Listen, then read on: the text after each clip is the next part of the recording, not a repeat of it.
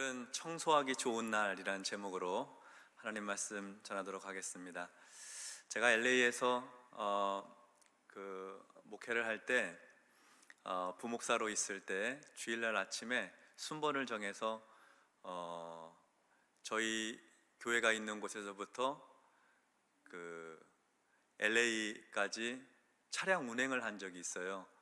그런데 모시러 가서 이렇게 모시고 와야 되는 분 중에 권사님 한 분이 계셨는데, 리틀 도쿄라고 하는 일종의 제페니스 타운이죠. 일본 사람들 함께 모여 사는 그곳에 노인 아파트가 있었는데 거기서 사는 분이었어요. 근데 그 권사님 하시는 말씀이, 목사님, 우리 아파트에는 일본 사람들이 많이 삽니다. 그런데 그 일본 사람들 연세가 다 90이 넘으세요. 90이 넘은 그 어른들이 얼마나 본인의 삶을 아주 단순하고 또 깨끗하게 사는지, 나이가 들어가면 들어갈수록 자기 집안에 있는 물건들, 쓸만한 물건들을 복도에 다 내놓는다는 거예요. 원하는 사람 있으면 가져가라고. 그래서 시간이 가면 갈수록 계속 내놓으니까 이제 소천하셔서 돌아가셔서 장례를 치르려고 그 아파트 노인이 살던 집에 들어가면 물건이 거의 안 남아있대요. 자신의 삶의 마지막을 그렇게 깨끗하게 정돈하고, 소천하신 다음에 죽은 사람 예전에 쓰던 물건이라고 하면 사람들 안 가져가니까 살아있는 동안에 내놓고 원하는 사람 가져가게 그렇게 한다는 거죠. 마무리를 깨끗하게 하고 가는 그런 민족성이 그들에게는 좀 있는 모양이다 하는 그런 얘기를 했었습니다. 그러고 보니까 정리하고 청소하고 정돈하고 하는 거에 관련된 책들을 쓰는 작가들이 있는데, 그 작가들 중에 꽤 유명하다는 사람들은 일본 작가들이에요. 예를 들면 22년 전에 출판돼서 지금도 베스트셀러로 읽히고 있는 버리는 기술이라고 하는 책을 쓴 다스미 나기사라고 하는 사람의 책도 그렇고, 또 정리의 여신이라고 불리는 곤도 마리에가 쓴 설레지 않으면 버려라, 책 제목이 설레지 않으면 버려라예요. 그러니까 이 곤도 마리에의 책을 보면 집안 정리에 얼마나 유용하고 깔끔하게 할 수 있는지 여러 방법들을 안내하고 있는데요, 그 작가가 하는 말이 이겁니다. 집안 물건들을 무조건 수납 공간들에 놓고 이렇게 쌓아놓기보다는, 물건 이렇게 쌓아서 어딘가에 막 놓기보다는 우리 집안에 있는 물건하고 나 사이에 관계를 설정해서 그 물건을 바라볼 때 내 마음이 설레면 보관하고, 내 마음 별로 설레게 하지 않으면 과감하게 버리라는 거예요. 그래서 꼭 필요한 물건만 가지고 있을 수 있도록 그렇게 제안을 하고 있습니다. 그래서 집안을 정돈하고 깨끗이 사용을 하고 공간을 넓게 쓰고 하는 그런 이제 삶에 대한 제안들을 하게 되는 것이죠. 집집마다 깨끗하게 정리된 공간이 있는가 하면 1년에 한두 번 겨우 들여다볼까 말까 하는 창고 같은 공간이 집집마다 한두 곳은 다 있죠. 손님 오실 때 가장 빨리 청소하는 방법, 다 싸서 거기에 다 집어넣으면 금방 깨끗해지고, 필요해서 꺼내놓으면 다시 이제 원래대로 돌아가고 그렇긴 합니다. 집집마다 정리정돈 잘 안 되고 물건을 이것저것 쌓아놓는 데는 이유가 있습니다. 이런 생각하기 때문입니다. 이거 더 쓸 수 있는 건데, 버리기 아까운데, 그거죠. 이거는 진짜 새거나 다름이 없다 하는 것들, 또 이거 내가 진짜 어렵게 구한 건데 사용은 안 하지만 어렵게 구한 거는 지키고 싶죠. 뭐 버리려고, 자식이 와서 뭐 버리려고 하면, 야 그걸 왜 버리냐, 너 살아봐라, 그거 꼭 필요한 데 있다 하면서 언젠가 한번 쓸 거니까 킵해 놓는 것도 있습니다. 또 뭐 서류 같은 경우도, 어떤 서류는 사실 철 지난 서류인데도 불구하고 영수증 아닌데도 내가 옛날에 열심히 뭔가 회사에서 프로젝트를 했던 거라든지, 또 논문을 쓰기 위해서 공부했던 서류와 자료들이라든지 이런 거 잘 못 버리죠. 그리고 그렇게 놔둔 것은 언젠가 한 번쯤 다시 꺼내서 보든지 사용하든지 할 거라는 굳은 마음을 다 하고 있습니다. 그래서 나중에 이제 오랫동안 구석구석 방치되는 물건들이 많이 있는데, 이런 물건들은 사실 그 집에서 사는 동안은 거의 얼굴 다시 못 보는 물건들도 꽤 있습니다. 이사 가야지 이렇게 꺼내서 우리 집에 이런 물건이 있었나 하는 그런 물건들도 보게 되죠. 사람들이 정리를 잘 못하는 가장 큰 이유는 물건이 너무 많기 때문이라고 합니다. 다시 말해서 잘 버리지 못하기 때문이라는 겁니다. 꼭 필요한 물건이 아닌데도 집안에 쌓아 놓아야지 마음이 편안해지는 사람들을 위해서 새로운 용어가 생겨났다고 합니다. 저장 강박장애. 저장해 놔야지 마음 편안한 사람들 얘기입니다. 그러나 우리 보통 사람들, 정상적인 사람들은 쓸모없는 물건들을 버리는 것을 통해서, 청소하는 것을 통해서 더 큰 기쁨을 느끼게 됩니다. 설거지하고 청소하고 집안 정돈하고 물건 정돈해서 버리고 하는 일들이 사실은 귀찮은 일들이지만, 그렇게 하고 나면 마음이 후련하고 개운하고 깨끗해지는 것을 느낄 수가 있습니다. 우리가 깨끗하고 깔끔하게 정리된 집에서 살려면 당장에 꼭 필요하지 않은 물건, 우리 마음을 설레게 하지 않는 물건들을 다른 필요한 곳에 기부를 하거나 또는 버리거나 해야 한다는 것입니다. 그것이 진짜 청소입니다. 그런 의미에서 날이 좀 쌀쌀해져서 갑자기 추워지긴 했습니다만, 금년 다 가기 전에 꼭꼭 숨겨놨던 거 한번 이렇게 꺼내서 쓸만한 것은 기부도 하고, 또 이거는 다시 쓰기 어렵다 하는 것들은 좀 정리해서 좀 버리고, 그렇게 해서 한번 해가 바뀌기 전에 대청소를 한번 하는 것도 우리의 정서적인 건강, 또 그것이 또 영적인 의미도 있으니까요, 유익하지 않을까 그런 생각을 합니다. 오늘 본문의 말씀은 예수님께서 예루살렘으로 올라가신 이후의 이야기입니다. 공생애를 마치시고 십자가에 달려 죽기 위해서 예루살렘에 들어가셨습니다. 때는 6월절입니다. 예수님께서는 의도적으로 6월절에 예루살렘에 올라가셨습니다. 6월절에는 상징적인 동물이 바로 어린 양이죠. 피 흘려 죽음으로 사람의 생명을 살렸으니까요. 애굽의 장자들은 다 죽는 동안 이스라엘의 장자들은 다 살렸던 것이 바로 어린 양의 피였습니다. 그래서 예수님께서 6월절을 맞추어서 예루살렘에 올라가신 것은 본인이 6월절 어린 양처럼 죽기 위해서 그렇게 올라가셨습니다. 대속의 죽음, 구원하기 위한 죽음을 위해서 올라가셨던 거죠. 그래서 베드로도 그의 첫 번째 편지 1장 18절과 19절에서 예수님을 가리켜서 어린 양이라고 표현을 합니다. 이렇게 기록되어 있습니다. 너희가 알거니와 너희 조상이 물려준 헛된 행실에서 대속함을 받은 것은 은이나 금같이 없어질 것으로 된 것이 아니요 오직 흠 없고 점 없는 어린 양 같은 그리스도의 보배로운 피로 된 것이라. 어린 양 같은 6월절 어린 양으로서 예수님께서 십자가에 죽으심으로 우리를 구속하시고 건지셨다는 거죠. 예수님께서 6월절에 예루살렘을 올라가신 또 다른 이유가 있습니다. 그것은 청소 때문이었습니다. 유대인들이 6월절을 지키는 전통 가운데 집안에서 누룩이 보이지 않도록 깨끗이 쓸고 닦는 청소하는 전통이 있습니다. 누룩 여러분 잘 아시죠? 떡이나 빵을 발효시키는 일종의 곰팡이, 효모입니다. 영어로는 이스트라고 하죠. 유대인들에게 이 6월절의 누룩은 부정, 악을 상징하기 때문에 이 누룩을 제거하는 것을 통해서 6월절을 지키기 위한 준비를 했습니다. 그래서 6월절 전에 모든 식기류와 요리 도구들을 이 펄펄 끓는 물에 삶아야 되고, 또 온 집안 식구들이 구석구석 집안을 청소하면서 누룩이 남아있지 않도록 해야 했습니다. 지금도 정통파 유대인들의 가정을 보면 6월절 전날에 어린 자녀들이 이 누룩 찾기 놀이를 합니다. 그래서 누룩 찾기 놀이를 시키면서 집안의 누룩을 깨끗이 청소했나 점검하는 그런 전통을 가지고 있습니다.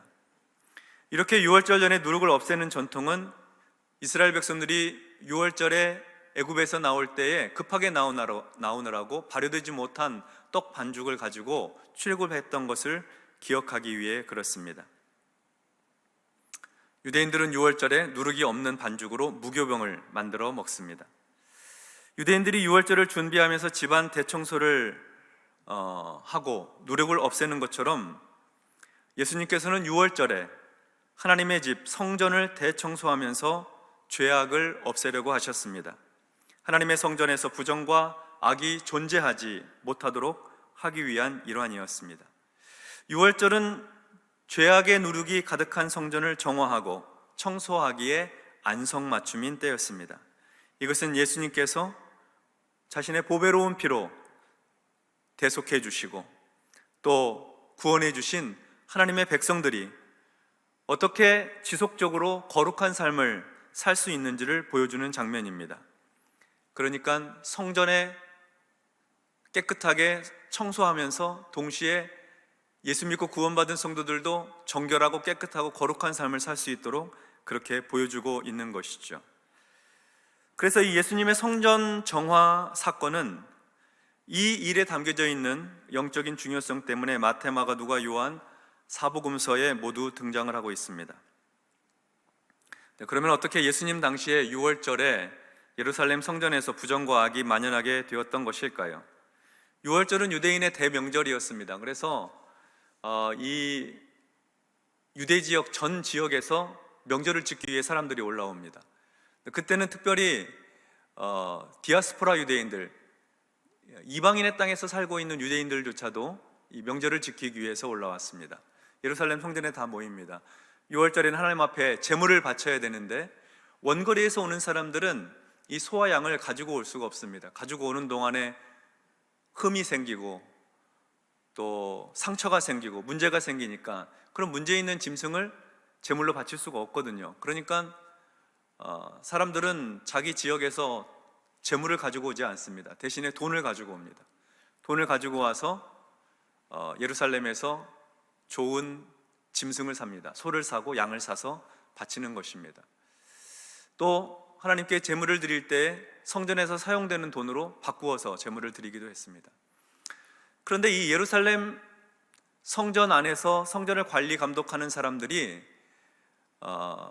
백성들에게 말하기를 이 시장에서 사오는 제물들은 거룩하지 못하고 흠결이 있고 퇴짜를 맞는 일이 많으니 성전 안에, 성전 뜰 안에서 판매하는 소와 양을 구매하도록 했습니다.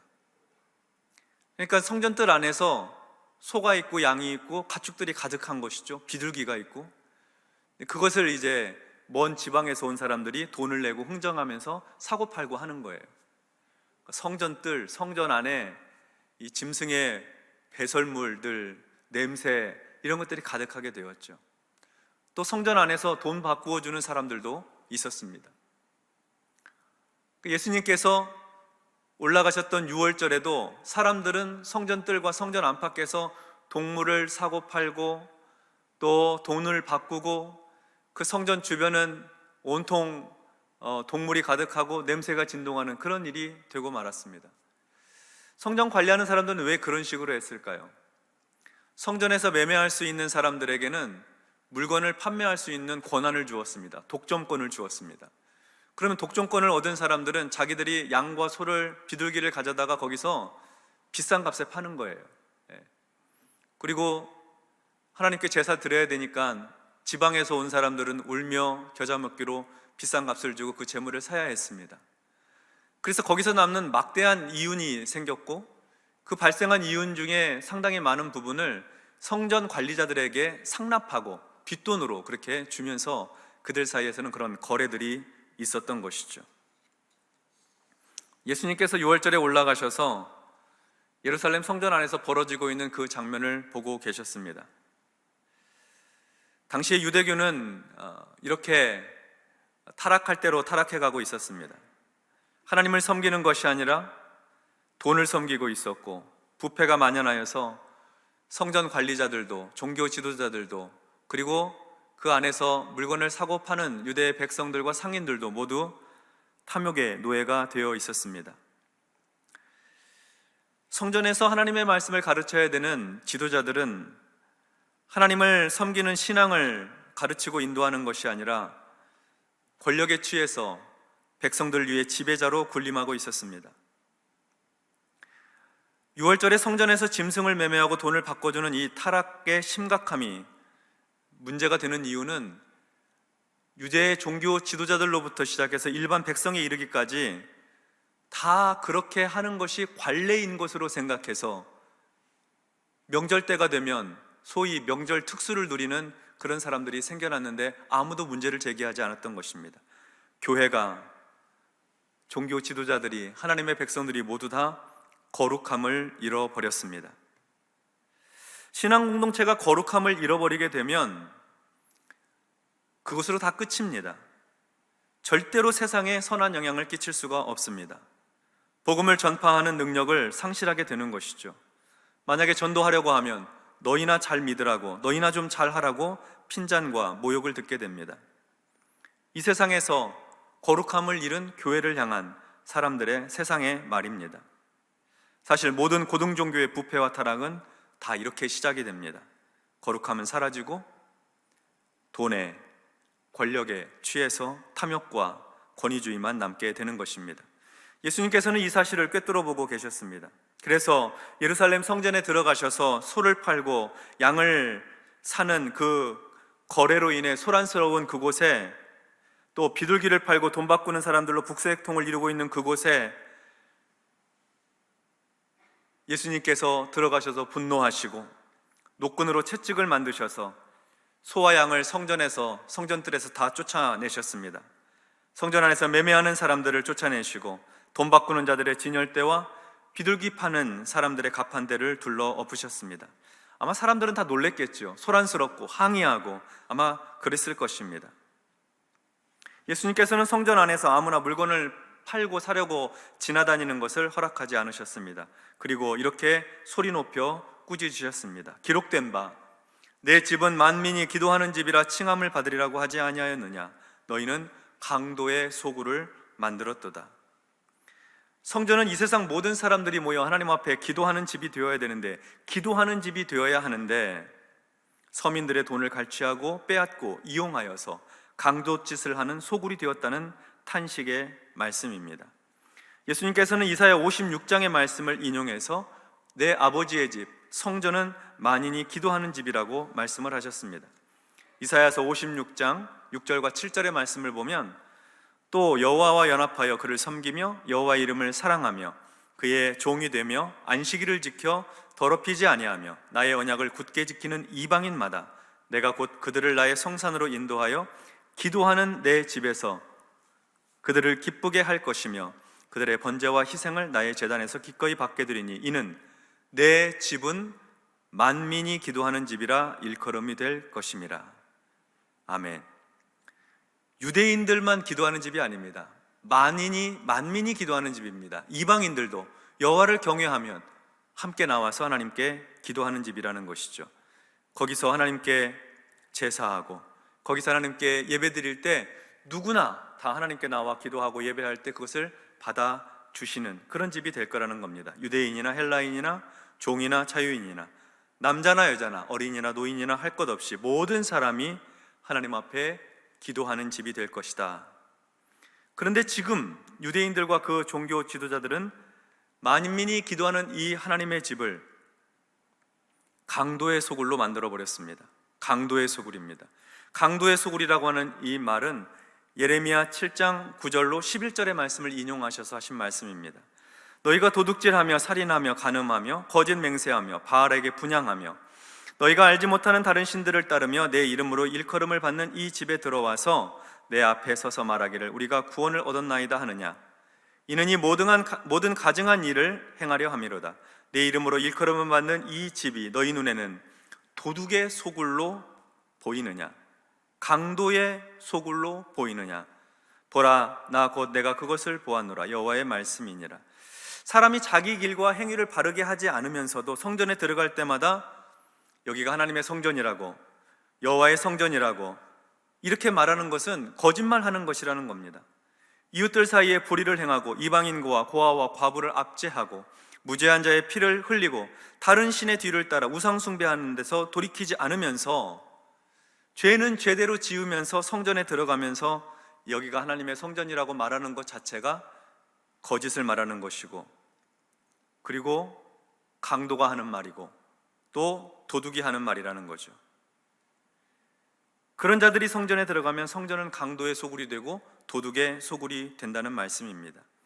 그러니까 예수님은 유대의 지도자들과 백성들을 향해서, 그 매매하는 사람들을 향해서 꾸짖으면서 말씀하시는 거예요. 너희 길과 행위가 바르지 않는데 유월절 제사를 드리는 것이 무슨 소용이냐?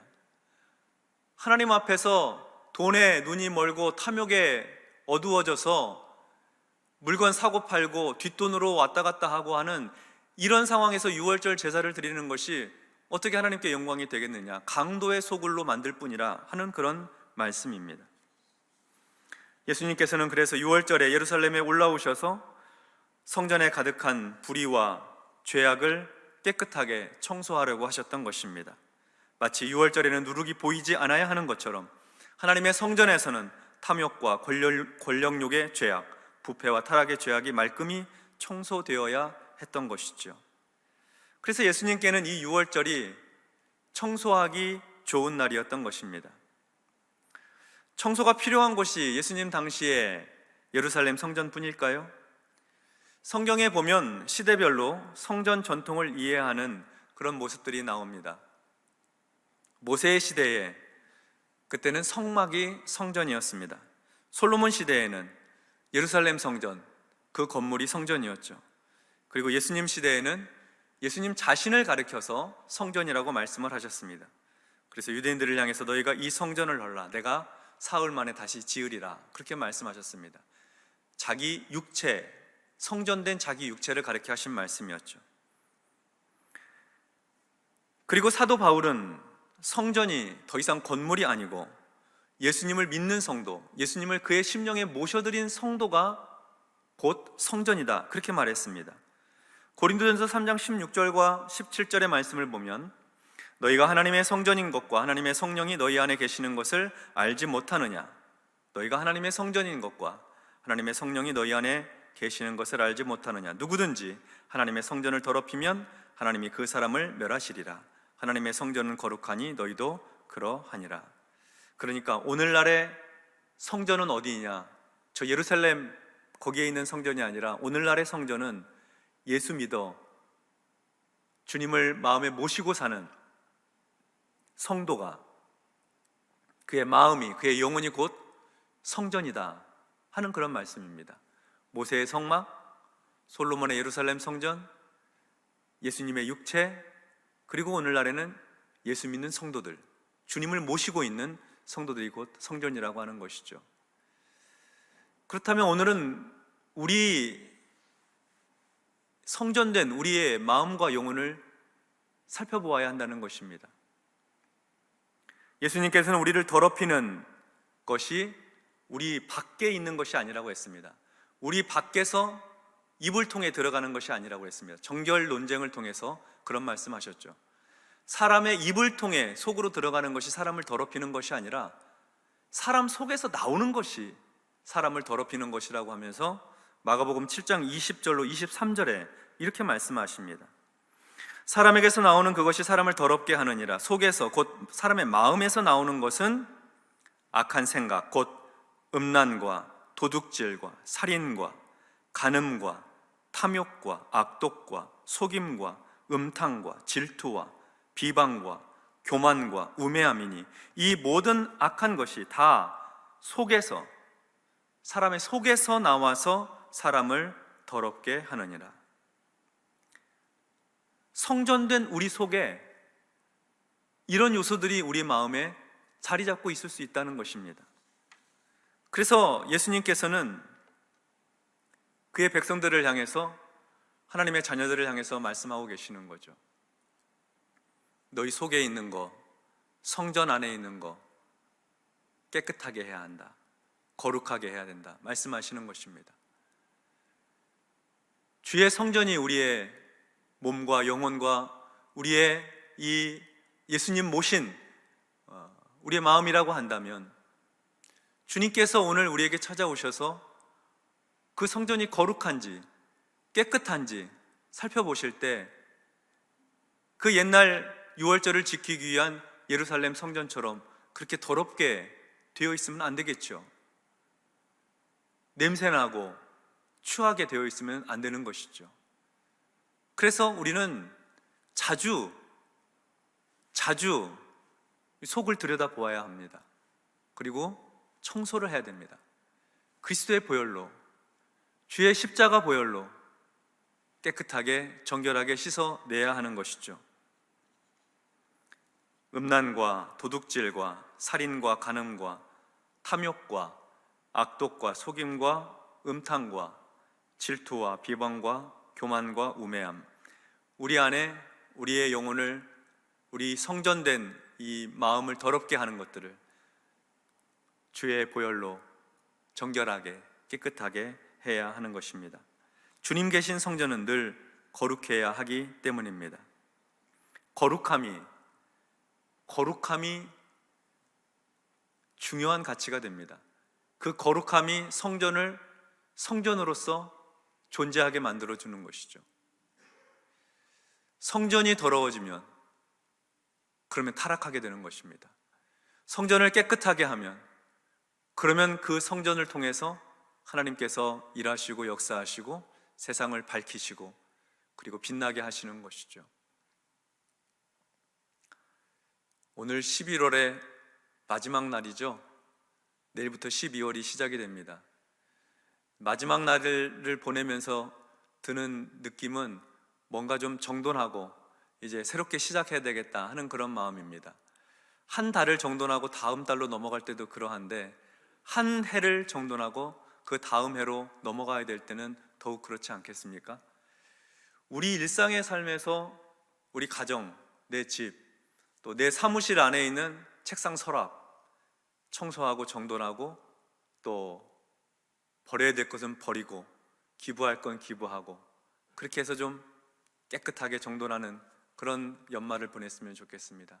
더 중요한 것은 우리의 영혼과 내면과 마음을 살펴서 내 안에 아직도 이 성전된 주님 모시고 살아가고 있는 이 성전된 우리의 영혼 가운데 우리를 더럽게 하고 부패하게 하고 타락하게 하는 죄악의 모습들을 청소하고 정리하고 이 연말을 보내야 되겠습니다. 주님이 오셔서 좌정하시는 귀한 성전, 우리의 영혼 가운데 어떠한 악도, 어떠한 죄악도 발붙이지 못하도록 깨끗하게 회개하고 하나님의 은혜로 쓸어내고 성령으로 불태워내고 그렇게 해서 우리의 영혼을 정결하고 깨끗하게 함으로 주님을 맞이할 준비를 하는 그런 거룩하고 복된 성도의 삶이 되시기를 주님의 이름으로 축원합니다. 아멘. 기도하겠습니다. 하나님 감사합니다. 거룩하게 살아야 되는데, 정결하게 살아가야 되는데 어느덧 세상 속에서 죄와 함께 연합하고 타협하고 적당하게 그렇게 하나 되어서 살아가고 있는 우리 자신을 볼 때마다 탄식하게 됩니다. 바라고 원하옵기는 6월절 어린 양의 피로 우리의 모든 속사람과 우리의 영혼과 우리의 삶을 정결하게 하시고 깨끗하게 하여 주시어서 주님께 예배하는 성전, 주님을 모시는 성전, 하나님을 찬양하는 성전으로서 그 거룩함을 유지하고 정결함을 새롭게 하는 복된 우리의 삶이 될 수 있도록 하나님 도와주시고 함께하여 주시옵소서. 숨겨진 죄악이 있는지 살펴보게 하시고 그리고 하나님께 고백하고 회개하고 끊어내야 될 죄악들이 있으면 과감하게 결단하게 해주셔서 마치 집안에 대청소할 때 물건 버리듯 죄악을 버리게 하여 주시고 다시 아까워하거나 돌이키지 아니하도록 하나님께서 우리를 새롭게 하여 주시옵소서. 예수님의 이름으로 기도하옵나이다. 아멘.